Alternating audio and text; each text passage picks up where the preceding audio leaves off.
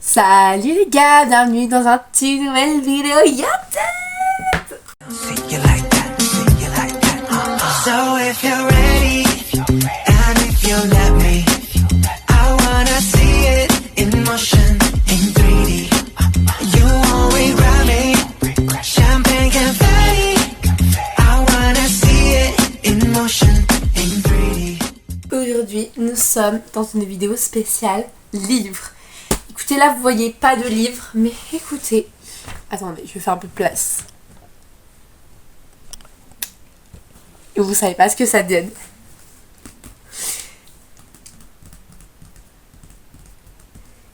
Aujourd'hui,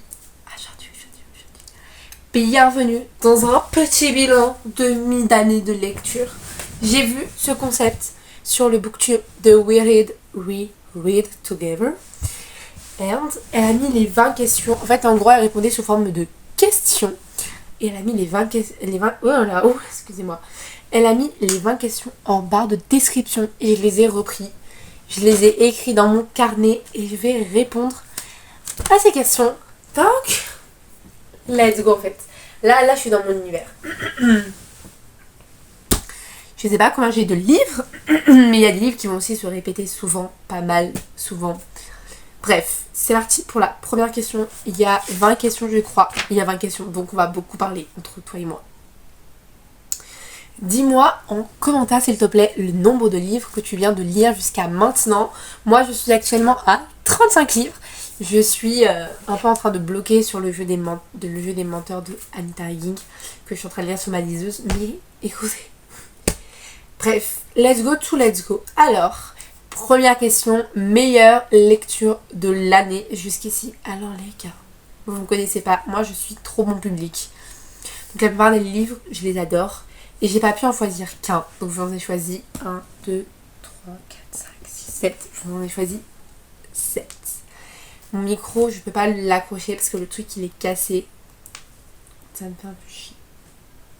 Je vous jure, il faut vraiment que j'essaie de le réparer.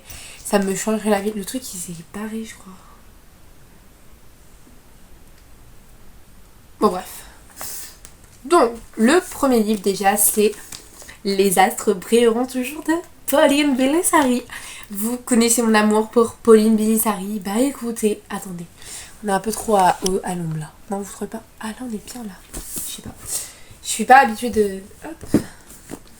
C'est la première fois que je fais ce setup en fait sur mon lit. Et donc ouais, je suis pas très habituée. Ah, on est bien là. Mais vous êtes un peu trop éloigné, je trouve. Non, je sais pas. I don't know, girls. Attendez, je vous monte un petit peu et je vous rapproche. Mon but, c'est qu'on soit en intimité, toi et moi. Vous voyez pas les livres, mais ouf.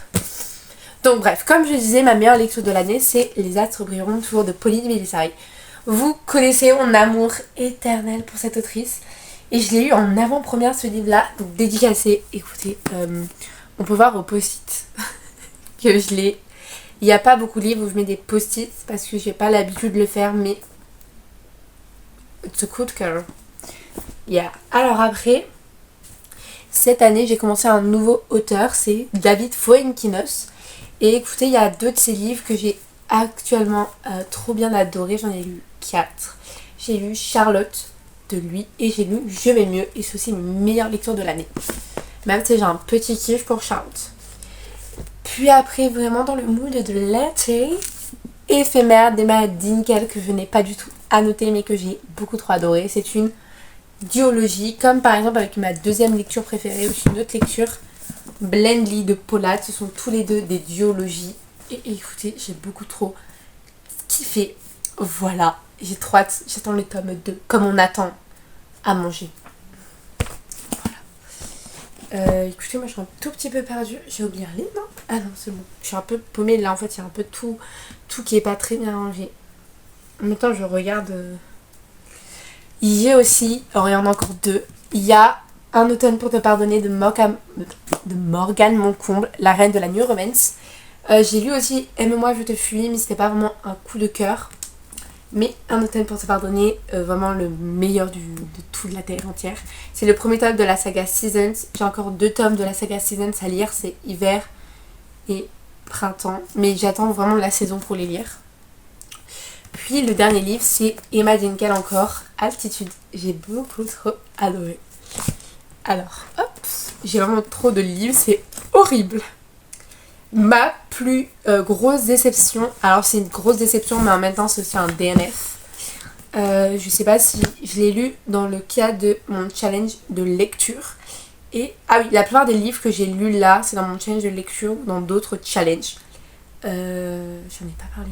Mais par exemple, Éphémère, Je vais mieux, Un automne pour te pardonner et même Blendly. C'est pour mon challenge de lecture que j'ai posté pas mal de temps sur Instagram. Il me manque genre 2 livres à lire. Et Blendly aussi. Et par exemple, Altitude, c'est dans un autre challenge que je vous filme pour YouTube. Bref.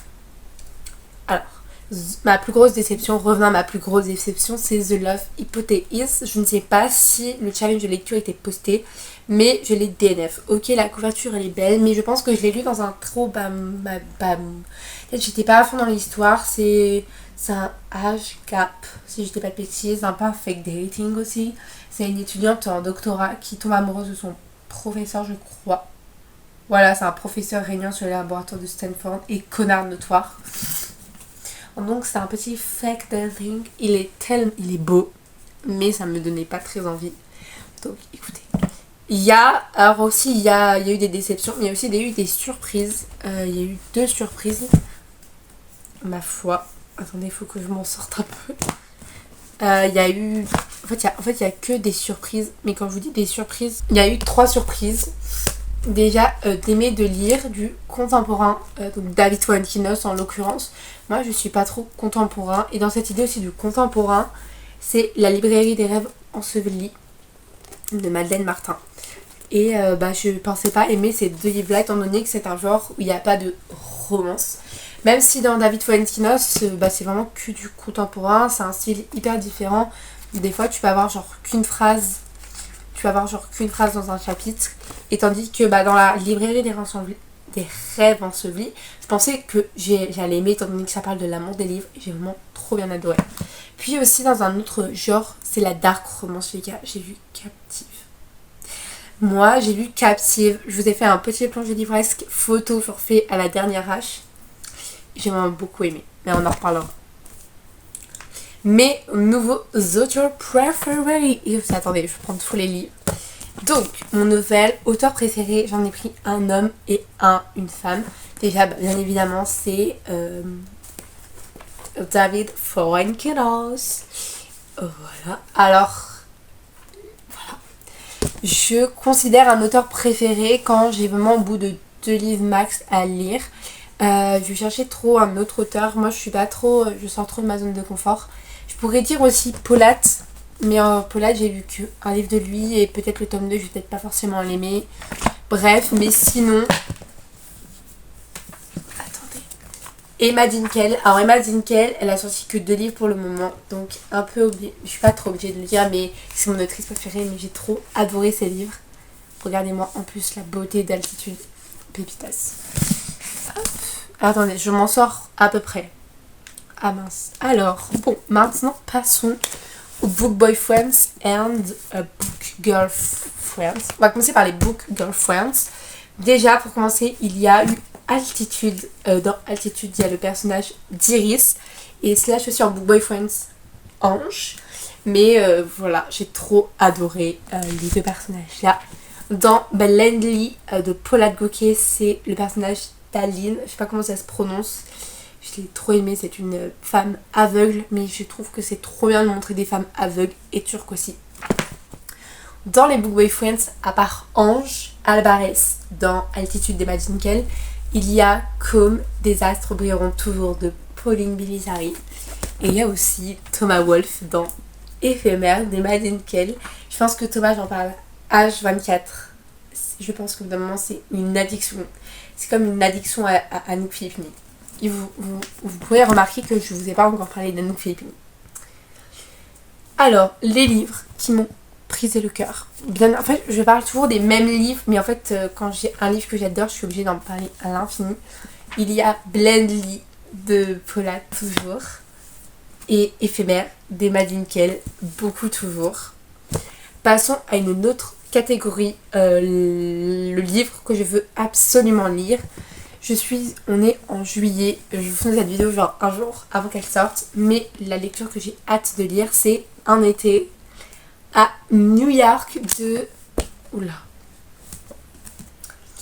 Alex Astor, si je dis pas de bêtises, c'est un fake dating / Hear Me to Reverse, tout ce que j'aime, donc j'ai trop hâte. Ma meilleure adaptation cinématographique, j'en ai pas vu, il faut que je regarde Nous les menteurs, j'ai pas encore regardé, mais j'ai même pas lu le livre, donc je peux rien dire. Mais si je devais en dire une, c'est le journal d'Anne Frank sur France TV, en documentaire sur le journal d'Anne Frank. Je sais pas trop si ça compte dedans, mais moi je dis que ça compte dedans, donc ça va compter dedans. Maintenant, 9ème question, les 2 livres qui ont la plus belle couverture. Attendez, je vous les montrer. Attendez, je pose. Donc déjà, c'est Blenly de Paula de Coquet. Ce petit gespage magnifique. Et il y a aussi Altitude d'Emma Dinkel, toujours le relier qui est éblouissant. Voilà. Ok. Le livre ou les livres qui font réfléchir, c'est une question assez trop bien à poser. C'est une question hyper intéressante. Et pour moi, je dirais qu'en fait, tous les livres te font réfléchir à leur manière, que ce soit consciemment ou inconsciemment. Mais la plupart des livres nous permettent de réfléchir aussi sur notre rapport. Par exemple, Éphémère, notre rapport à la beauté des choses. À Charlotte, notre rapport à l'art, les artistes oubliés, etc. Tous les livres en fait te font réfléchir sur quelque chose et en fait tu t'en rends pas forcément compte, mais les livres nous façonnent notre identité. Je vais peut-être pas me lancer dans un monologue, c'était mon sujet de grand oral de l'HLP, donc je fais pas mal de recherches là-dessus. Mais ouais, pour moi les livres en fait c'est... tous les livres te font réfléchir à leur manière. Pas forcément tous, je me mets grave à l'aise les gars, là on est un peu dans un talk. Tous les livres te font à leur manière, pas tous forcément. Par exemple, pour moi, Captive m'a peut-être fait réfléchir, mais j'ai pas forcément eu cette sensation de réflexion. Voilà. Là, je pars dans un monologue. 11ème question, mon objectif de lecture. Alors ça c'est une très bonne question, j'adore cette question. L'objectif de lecture, j'ai pas... Avant 2025, je mettais comme objectif des nombres, genre 60 livres pour ce mois, non 60 livres pour l'année, etc. Et depuis 2025... Et depuis 2025, j'en mets plus pour des questions aussi, pas forcément, pour des questions de pression. Parce que c'est pas, la pression je la ressens pas consciemment, mais inconsciemment je la sens en mode, oui, il faut que je lise tant et tant de livres. Là je suis à 35 livres. C'est déjà bien. C'est déjà bien, 35 livres genre en 7 mois. It's a miracle. Yes. Et non, maintenant je me fais plutôt des objectifs. En fait, je me mets même pas d'objectifs en fait. Je lis au feeling. Genre je lis un livre au mois de juillet. It's okay, girls. Tu lis pour toi en fait, pas pour les autres, pas pour un putain d'objectif. Mais après je me dis, il faut que je me mette des objectifs réalistes. Là, l'objectif que j'ai marqué sur la feuille, c'est essayer de vider un max ma pile à lire. J'ai 30 livres à peu près dans ma pile à lire, mais essayer de la vider. Je me dis pas je vais lire 30 livres en 4 mois, mais peut-être la vider peut-être de 5 livres en 4 mois, peut-être de 2 livres en 4 mois, je sais pas encore. Voilà. 12ème question, le livre que j'attends la sortie impatience. Je pense que vous en avez un peu marre que je parle. Désolée Pauline, il y a ton livre qui est tombé. Vous en avez un tout petit peu marre que je parle toujours des mêmes livres, mais je dis bien évidemment, mais c'est Éphémère de Emma Dinkel et Blenly de Paula de Coquet. C'est les 2 sorties que j'attends le plus. Et aussi Morgane Moncomble. La sortie de Morgane Moncomble aussi. Et aussi le nouveau livre d'Anouk Fellini. Pour une fois que je parle d'Anouk. Mon livre doudou, le livre que je pourrais relire à tous les jours, je pense, c'est Les astres brilleront toujours de Pauline Bélissari. C'est un livre. En fait, ce livre, il a une place assez particulière.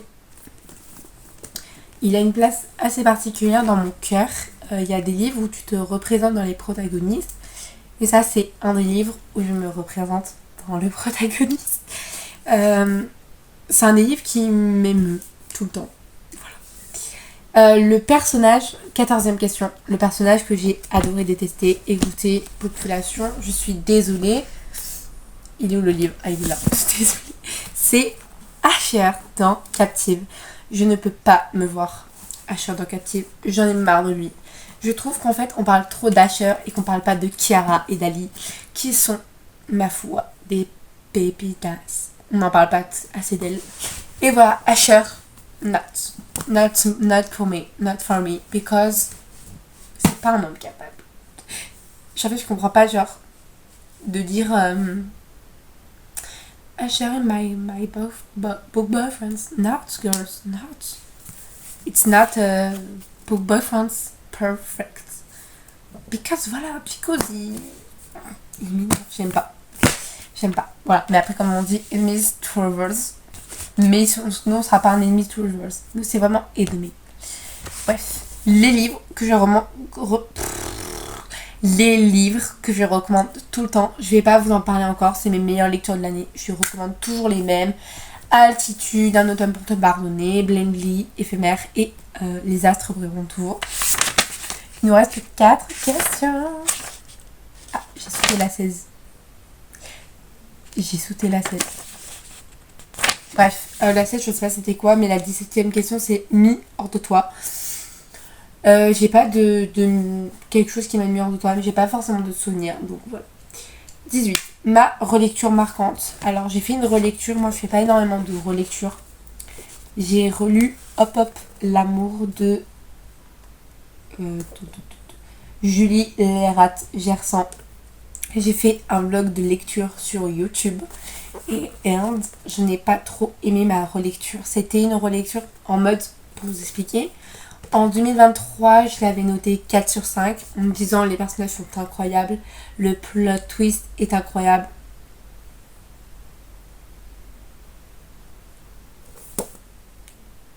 Ma chérie, là je vous jure, là je l'ai relu il y a pas longtemps, je l'ai lu au mois de juin je crois. Je m'en rappelle déjà plus du plot twist. Donc, qui vous fait les gars, on est un peu dans une dinguerie. Et c'était pas une relecture marquante, c'est une relecture que j'ai pas aimée. C'est différent. Avant-dernière question, les livres dont tu veux parler encore et encore. Toujours les mêmes lectures de mes lectures de l'année. Bien évidemment, on va pas changer ni cliquer. Et la dernière question, c'est mes grandes découvertes de lecture qui m'ont permis de sortir de ma zone de confort. Il y en a 3. Donc déjà, il y a Captive de Sarah Rivens. La dark romance. Je suis à 2 doigts d'acheter le 1.5 et le 2. Donc écoutez, on est vraiment dans un niveau de level en mode elle a acheté la trilogie.